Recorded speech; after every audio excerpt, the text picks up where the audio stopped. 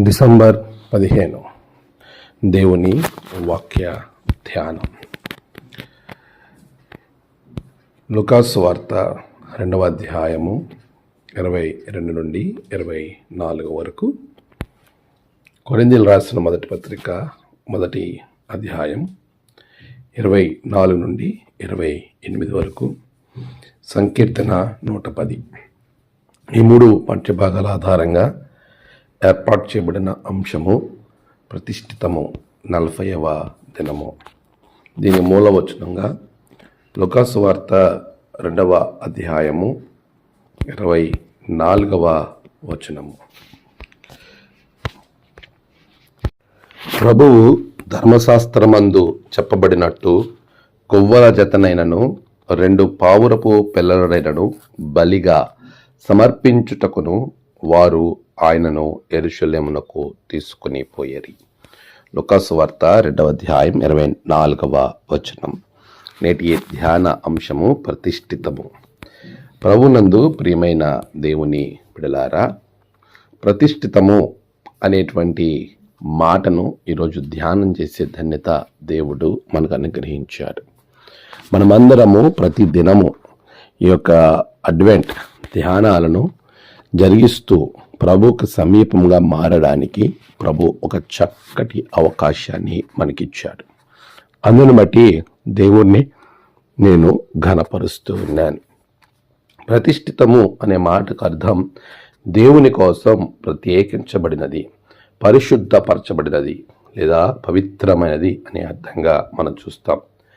మరి ముఖ్యంగా ఇశ్రాయేలీయులను దేవుడు తన స్వకీయ జనములుగా ఏర్పరచుకున్న సందర్భంలో ద్వితీయోపదేశకాండము 14వ అధ్యాయం 2వ వచనంలో ఈ యొక్క పరిస్థితిని, దీనిని మనము గమనించగలుగుతాం. ఇది కీర్తికి లేక భిన్నంగా దేవుని సేవ చేయడం ద్వారా పొందే గౌరవాన్ని సూచిస్తూ ఉంది. మరియు మనం గమనిస్తే దేవుని మందిరములలో పాత్రల వంటి పవిత్ర వస్తువులను వివరించడానికి కూడా ఉపయోగించడం అనేది మనం చూస్తూ ఉన్నాం.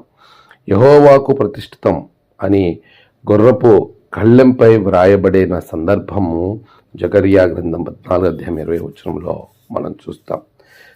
దేవుని కొరకు వేరు చేయబడడం, ప్రతిష్ఠితము అనే సందర్భాలను కనుక మనం గమనిస్తే, మొదటిగా దేవుని కొరకు వేరు చేయబడటం, ఒక వ్యక్తిని, ఒక మనిషి లేకపోతే వస్తువుని దేవుని కొరకు, ఆయన దేవుని సేవ కొరకు ప్రత్యేకంగా చేయటము, లేదా రెండవదిగా పరిశుద్ధపరచడం, ఒక వస్తువుని లేక మనిషిని సాక్రిఫికేషన్ చేయడం, స్వకీయ జనాలుగా ఇశ్రాయేల్ని చేసిన సందర్భం. ఇలా అనేకమైనటువంటి ఉదాహరణలను మనము దీని ద్వారా చూడగలుగుతాం.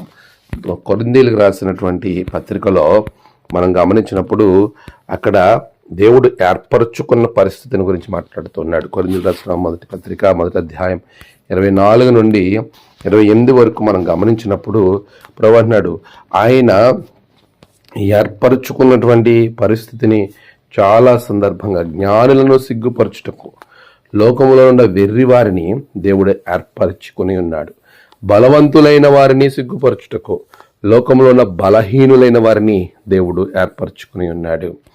కొరింథీయులకు రాసిన మొదటి పత్రిక 1వ అధ్యాయం 28వ వచనం. ఆయన ఏర్పరచుకున్నాడు ఆయన పరిచర్య కొరకు, ప్రత్యేకింపబడడం, ప్రతిష్ఠితం చేయబడడం. దేవుని కొరకు ప్రతిష్ఠిత చేయబడినటువంటి వస్తువులు కానీ మనుషులు కానీ ఏదైనా కానీ అది దేవుని కొరకు చేయబడింది కాబట్టి ఇంకా అది దేవుని పనిలోనే ఖచ్చితంగా ఉండవలసిన సందర్భాన్ని మీకు నేను జ్ఞాపకం చేస్తాను. దేవాలయంలో ఉన్న ఉపకరణాలు చాలా మంది వ్యక్తిగత పనులకు వాడుతున్న సందర్భంలో వారి పరిస్థితి ఏమైందో పరిశుద్ధ గ్రంథంలో మనం చూస్తాం. దేవాలయ ఉపకరణాలను వారి జీవితంలో ఎట్టి పరిస్థితుల్లో వ్యక్తిగత పనులకు మనం వాడకూడదు. ప్రియులారా, అలాంటి పరిస్థితులలో దేవుడు కొరకు ప్రతిష్ఠించబడినటువంటి వస్తువైనా మనిషి అయినా అది దేవుని పనిలో మాత్రమే ఉండాలి. వ్యక్తిగత పనులకు దానిని వాడకూడదు. దేవుడి కొరకు ప్రతిష్ఠించబడినటువంటి సంసోను దేవుని పనిని చేయడం మానేసి తన వ్యక్తిగతమైనటువంటి స్వలాభము లేదా వ్యక్తిగతమైన విషయాలకు తన జీవితాన్ని మరల్చుకొనగా దేవుడు తన జీవితంలో ఒక చక్కటి పాఠాన్ని చూపించాడు. న్యాయాధిపతుల గ్రంథంలో మనము ఆ విషయాలను చాలా స్పష్టంగా చూడగలుగుతూ ఉన్నాం. ఈ రోజున మనము ఏ విధంగా మన జీవితాన్ని ప్రభు కొరకు సమర్పించుకున్నప్పుడు, దేవుని కొరకు నేను జీవిస్తాను అని మనం ఒక నిర్ణయం తీసుకున్నప్పుడు, ఆ ప్రతిష్ఠితమైనటువంటి జీవితాన్ని మనము ఎలా పవిత్రంగా జీవించగలుగుతున్నాం? దేవుని కొరకు పవిత్రంగా జీవించగలిగినటువంటి జీవితం మనం కలిగి ఉన్నప్పుడు ప్రభు మనల్ని బట్టి ఎంతో సంతోషిస్తాడు. లేనట్లయితే మన జీవితంలో అనేక రకాలైనటువంటి ఇబ్బందులు మనం పొందుకోవాల్సిన పరిస్థితి ఏర్పడుతుంది అనే విషయాన్ని మీకు నేను జ్ఞాపకం చేస్తూ ఉన్నాను. ప్రియులారా, దేవునిలో మనలో మనము ప్రతిష్టార్పణముగా మనము చేసుకోవాలి. అలా చేసుకున్నప్పుడు ప్రభువు మనలను ఒక నిర్దిష్టమైన మార్గంలో నడిపించగలుగుతాడు. మనం దేవునికి ప్రతిష్ఠించుకున్న తరువాత ఆ ప్రతిష్ఠించబడినటువంటి మార్గంలోనే మనము నడిచే వారంగా ఉండాలి. అలా ఉంటే ప్రభు మనలను ఖచ్చితంగా ఎట్టి పరిస్థితుల్లో మనలను ప్రక్కకి జరగనివ్వకుండా ఆయనలో ఉండేలా మనలను ఆశీర్వదిస్తాడు.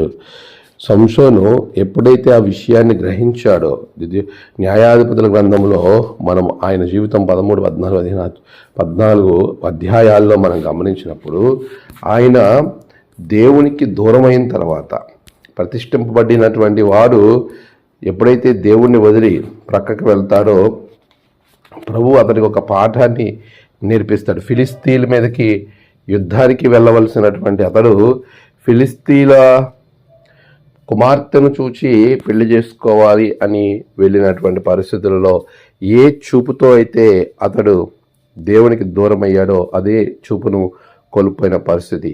ఆ తదుపరి దేవుడు అతన్ని ఏర్పాటు చేసుకుని తన ప్రార్థన ఆలకించి తిరిగి తన బలాన్ని ఇవ్వడం మనం గమనిస్తాం. కానీ తన జీవితము చాలా దుర్బలంగా మారిపోవడం మనం చూస్తూ ఉంటాం. ఈ రోజున దేవునికి ప్రతిష్ఠించుకున్న మనం క్రైస్తవులము అని అంటే చాలామంది ఏమనుకుంటారంటే ఓన్లీ యాజకులు, సంఘ పెద్దలు, సంఘంలో ఉండేవాళ్ళు మాత్రమే దేవునికి ప్రతిష్టమైన వాళ్ళు, మేము విశ్వాసులం, మేము ఎలాగైనా ఉండొచ్చు అనుకునే వారిగా అనేక మందిని మనం చూస్తాం. కాదు, ప్రభు చెప్తున్నాడు, నిన్ను ప్రభు ఏర్పరచుకున్నాడు. ఆయన దృష్టిలో నువ్వు ఉన్నావు కాబట్టి దేవుడిని నువ్వు తెలుసుకున్నావు, రక్షణ పొందుకున్నావు, బాప్తీసం తీసుకున్నావు, ఆయనను వెంబడిస్తున్నావు. నువ్వు ఆ రోజు ప్రామిస్ చేస్తావు దేవుడి సన్నిధిలో బాప్తీసం తీసుకున్నప్పుడు, ప్రభువా ఈ లోకాన్ని నేను వదిలి నీతో నడుస్తాను అని.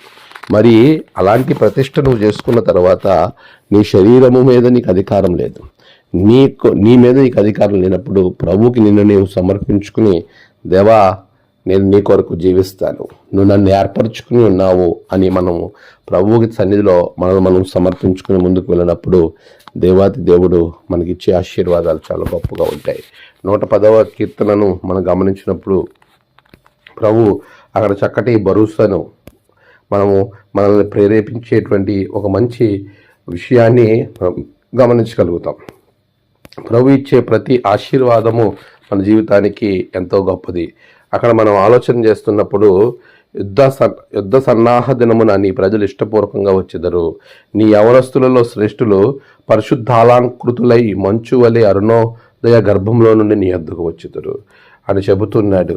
నిజమే, మనంతట మనమే ఆయన యొద్దకు సన్నిధులై రావాలి. 4వ వచనం, మెల్కీసెదెకు క్రమము చొప్పున నీవు నిరంతరము యాజకుడివై ఉందని యెహోవా ప్రమాణం చేసి ఉన్నాడు. ఆయన మాట తప్పనివాడు. ప్రభువు మన విషయంలో మాట తప్పట్లేదు. ఆయన ఖచ్చితంగా ప్రమాణం చేశాడు. ఇదిగో నేను చేస్తున్నాను అని చెప్పాడు. ప్రభు అలా చేస్తున్నాడు. మరి నీవు ప్రమాణం చేస్తున్నావు, నిన్ను దేవునికి ప్రతిష్ఠించుకుని మాట ఇచ్చి తప్పేవానిగా నువ్వు ఉంటున్నావేమో. నిన్ను ఒక్కసారి ఆలోచన చేసుకుని దేవునికి సమర్పించుకుని మనము మన జీవితాలను ప్రభు మహిమార్థమే జీవిద్దాం. అచ్చి కృపా ఆశీర్వాదాలు దేవుడు మీకు అనుగ్రహించును గాక. ఆమేన్. ప్రార్థన. సర్వోన్నతుడా, గొప్ప దేవ, ఆశ్చర్యకరుడా, గడిచిన కాలము మీరు తోడుగా ఉన్నారు. ఈ నూతనమైన దినం నీ బిడ్డల జీవితంలో నీకు ప్రతిష్ఠించుకున్న జనము నీతోనే నడిచేలా వారిని ఆశీర్వదించండి. నేడు జన్మదినము, వాహదినము ఆయా విశేష దినములు జరుపుకుంటున్న బిడ్డలను బహుగా దీవించండి. తమ ప్రియులను కోల్పోయి ఆదరణ కొరకు ఎదురు చూస్తున్న బిడ్డలకు ఆదరణ, నెమ్మది అనుగ్రహించండి. ఈ దినదీవులతో నింపి మీరే మహిమ పొందమని యేసు నామమున ప్రార్థించి వేడుకుంటున్నాం తండ్రి. ఆమేన్. తండ్రి, కుమార, పరిశుద్ధాత్మ త్రియేక దేవుని దీవెన ఆశీర్వాదాలు మీకు తోడుగా ఉండి నడిపించునుగాక. ఆమేన్.